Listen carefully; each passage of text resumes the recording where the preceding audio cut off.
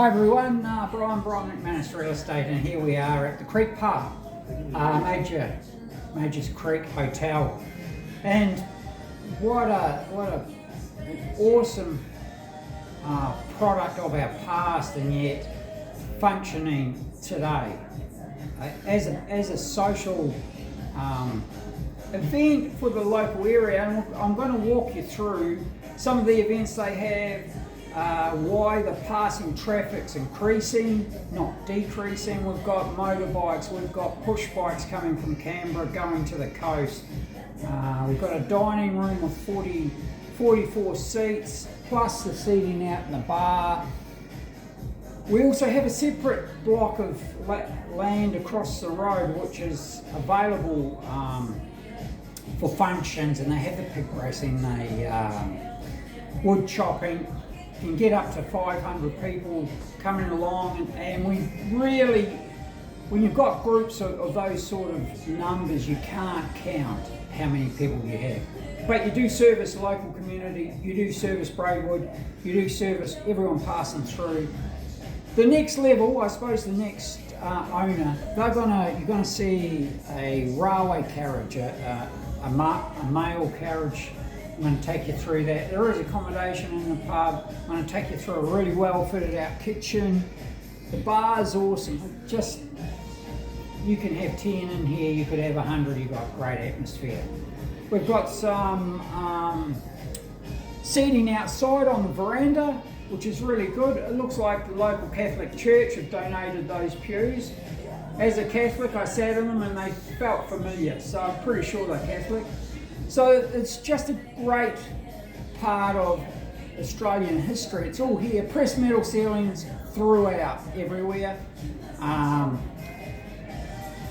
It's got the feel.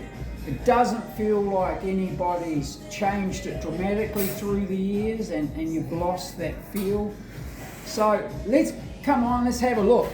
I think that's the only thing we can do. I'm going to start from outside. And we're in a fuel crisis, and you wouldn't believe what we've got outside. So let's go and take a look.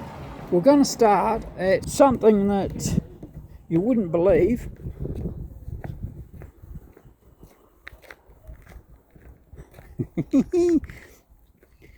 A fuel bowser. Now, somebody's going to correct me, but I reckon that's... Well, it's dollars and cents, so it's after our the conversion. Now that's been added on to the veranda. There are old photos of this veranda going right round, and there's a possibility of returning it. Now I'm going to just sweep over. You own that block of land as well. It's got a stage on it. The local community from the raffles, they've built a little cubby house for the kids. The pig racing goes on over there. The wood chopping, somewhere between 500 to 1,000 people will come along for that. Now look at this, hey? Isn't that just beautiful? And as we go through, you're going to see two names. The Earlington Family Hotel, so that dates back quite a while. But most people know it as the Creek Pub, or Major's Creek Hotel. We're calling it Major's Creek because that's the town that we're in. Up this road here, you'll just see the Crimson just on the end there. That's the end of the railway, the mail carriage. I'll take you in there. We do have a little cottage under that tree. There's parking, ice,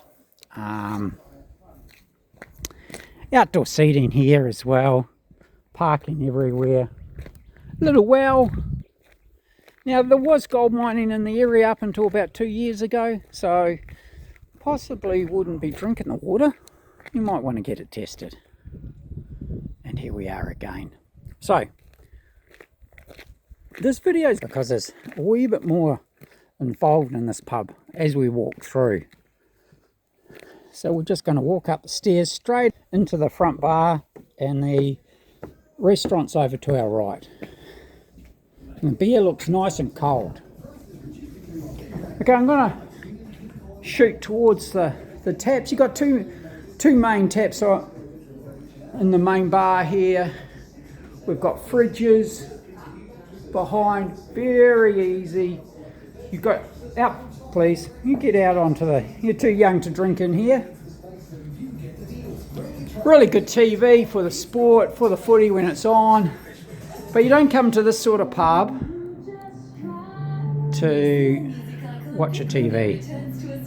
You can tell it's just a locals pub for locals. The memorabilia, that all sells out. You've got to keep that up to standard. I love a pub that has Oyster Bay wines.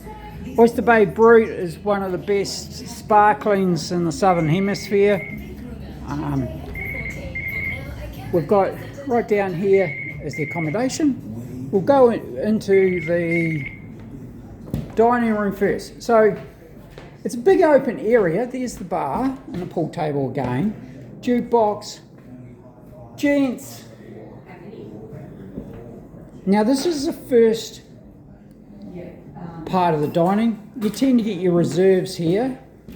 A couple of fireplaces, ladies, and then an open dining area where you can have a function and have, I counted it before, probably 30 sitting in there. It's just got all the atmosphere. And we're looking at the pressed metal again. Now it's about lunchtime, so we're going to go into the kitchen. Ladies, I'm coming through with a video. And here they are, the stars of the hotel, working away, getting ready for Easter. We've got the convention. It's getting warmed up by the looks of it. Baking a cake. Baking a cake. How good's that? Not being bought in, but baking it themselves. That's a sign of a good chef. So wet area, proper wet area, commercial dishwasher, gas, deep fryers, microwaves, grill, another fridge over in the corner there for the prep area. So prep one side, cooking the other, would that be right? Yes. So quite separate, which is really sensible. Sandwich bar as well.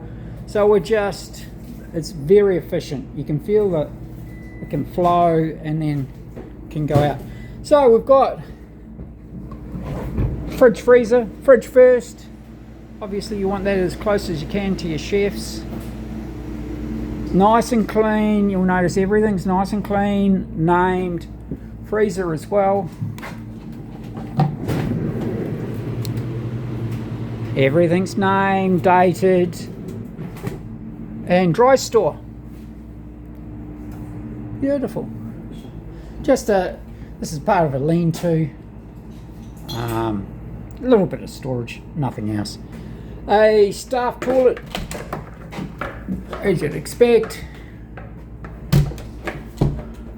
So you can see the catering staff have lots of space. There's another dry storage over there, back door as well, so it's very functional. We're going to go back out to the dining. I can see at 40 to 44, you should be able to turn this over 2 to 3 times a night, and you just stagger your dining. This is pretty simple. And all the staff staying, awesome chef, really well organised. Coffee machine. So they don't do it, but the next owner, the opportunities are running a cafe.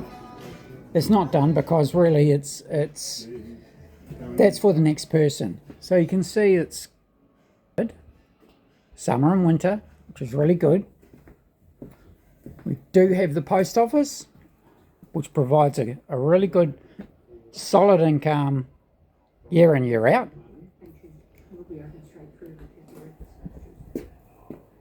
Now I'm just going to drift up the before we go into the accommodation and then out the back, I'm just going to drift up. So there's your vehicle accommodation, empty kegs. This is the little cottage used as storage at the moment, and that could be any number of things. It's got a good slab, so you can knock it down, rebuild it, renovate it. And there's your railway carriage. Now that's what the motorbike and push bike riders rent. That rents $500 a night. You want that? It's $500 a night. You divide it up, and you'll see when we go through it how many beds are in there, which is fantastic. The idea of renting it for swing back, wood chopping, and okay, you're going to see that videos, or both videos actually. I'll post those up on here. Right, we're going to go back through. I'm going to take you into the accommodation part, and then we'll walk around the side of the building, and we'll go from there up to the carriage, and we'll be just about done, believe it or not. And there's our seats from the church. Here we go, we're going into the accommodation inside the hotel, which is, so this is internal core room. Kegs have all been, it's all been redone only about 12 months ago, so that's fantastic. All tested,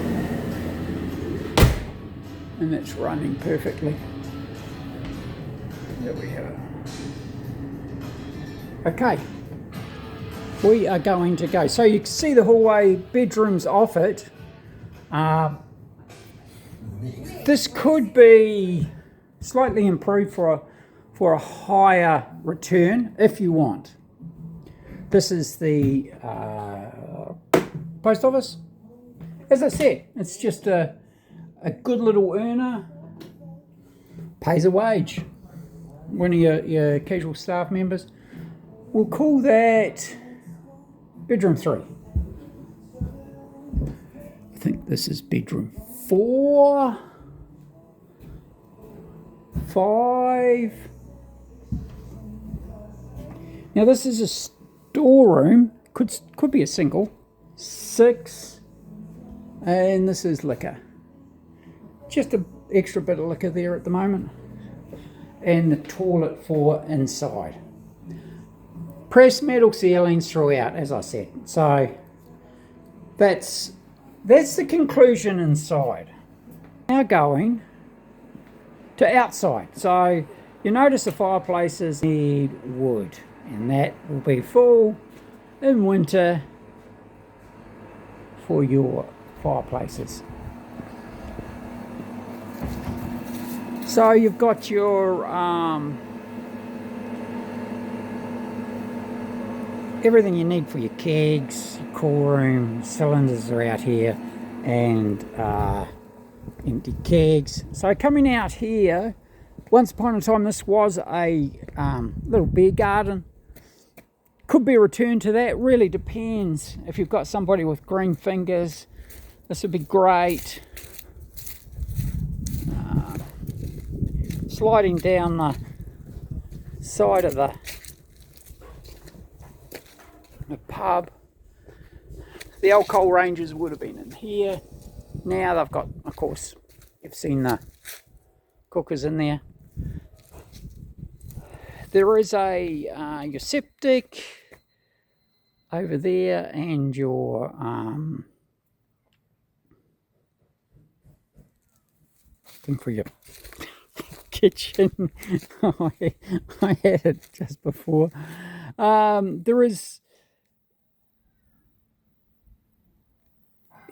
a pump here, but yeah, groundwater can't drink. It's not up to code, so you don't need to get it in. So we're going to go up now to the back of the block to where the carriages and the back end of that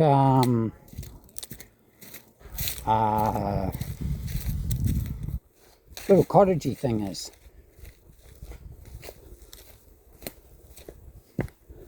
So it has potential everywhere, and that's the next person's opportunity. A little bit of organisation. These guys run a great pub, but to take it to the next level and bring in the caravans, you've got sites there, but you could certainly open up your block over there, and they don't need power necessarily, but they'd come for a good time. There's a laundry, couple of toilets there. They are showers, toilets. Nice and basic, but okay. So that's on the back of opportunity. You'll see, I'm just going to take you up. You'll see it's the old lean-to cottage, and then an addition. You might spend a bit of money on the cottage, do it up, and have it as a $250 a night stay or something like that. Got more land in front of our mail carriage. Let's have a look. There she goes. I love it. Love anything train. Last one I came across was in Trangie. So that was the double deckers there. Look at that. How amazing is that? That's your land. You imagine a caravan crowd out of Canberra. It's only just up the road, or down the road I should say. I don't know, you could pack them in there, 30, easy as. Right, we're going into the mail carriage. We'll go left first. So there are the hooks for the old bags. 2, 3, 4, 5, 6 can sleep in this end. This is just amazing. And the cyclists and motorbike riders love it to death. And here, we've got 4. I'd be inclined to throw another single in. It's nice, nice and warm after you've had a big ride, either motorbike or push. Just a little bar fridge here, and tea and coffee. So essentially you can go left or right.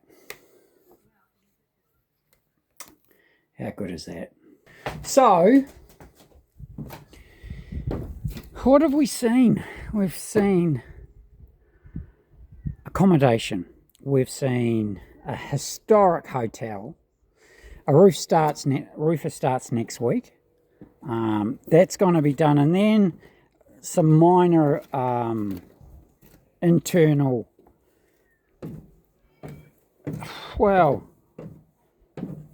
maintenance can be done. So you can't do some things without a roof being done. So once the roof's done, you can do the internals. You can repaint the pressed metal ceilings. You could highlight them if you get a really good painter or artist. I'm not sure which one I'd do, but it could really lift and take it to the next level. I wouldn't be changing it very much though, because it's got so much character, and I think you lose your character when you put your personal touch on it, not thinking of what the punters want. When they come in at 6 o'clock and they want a really good country meal in this area, this is where they come. They come out of Braidwood for a country pub meal. How fantastic is that? It's only 20 k's down the road, but they come here. Kids can play over them quite safely. It's just one of those once in a lifetime opportunities to grab a true country pub that still has all that amazing character. I'm just going to get off the road here. amazing character in it. Just I hope I haven't got his license. He's a motorbike guy. Come for a ride. So with the accommodation at $500 a night for that whole carriage, look how big it is. They come in. So cycling and motorbike groups, you know, they can range from 4 to 8 to 20 to 30. They can put their tents up over here. They're going to eat, they're going to drink because they're riding the next day. And that's the opportunity here. We're just going to have a look at what is the opportunity. The opportunity, A, is to keep status quo because it's working really well. B, let more people know about it. Creek Hotel, this is it. This is where you come for that really good country food. And the chef, absolutely amazing. I've heard it before, but this is the best chef in the region. And you don't earn that overnight. So, we're going to auction. We're going to auction at the end of May, if not sold prior. You're going to ask me for a price guide. Well, I'm going to be guided by you guys. This is a special buy. The hard work is that's already done. You've got accommodation. You can expand on it. Let's have a look at that's the bandstand over there. Live music through summer. They've got a frame to play 2 up out here for Anzac Day, which is only a few weeks away. We'll get some live footage of that. We've got some historical stuff, but I'll try and get some live footage here on the 25th. Yeah, it's something, you know, as an ex-army, that's really, a pub shows its character when it counts, and Anzac Day is one of them. If you don't have a good Anzac Day, you don't have a very good pub. This is it. Contracts, we've got draft contracts underway. Profit and losses are coming. You're gonna have to come and have a look with me. This is, so as I said, the roof is coming Tuesday, so after the holiday, that's going to be done. She's going to look $1 million. What are you going to pay? You come and tell me, and we'll take it from there. So give me a call, 045 721 7925, 040 297 0217, Brian at brianmcmanusrealestate.com. Are we gonna make it to auction? It's about the 29th of May in Double Bay at the Intercontinental. I don't know. This is one of those ones that I'll be buying early. I'll be getting in, getting my finance sorted, and just putting the offer on the table, because at auction, this one is going to go off. So give me a call early. Let's get you out here. Come through, and we'll take it from there. Thanks very much, everybody.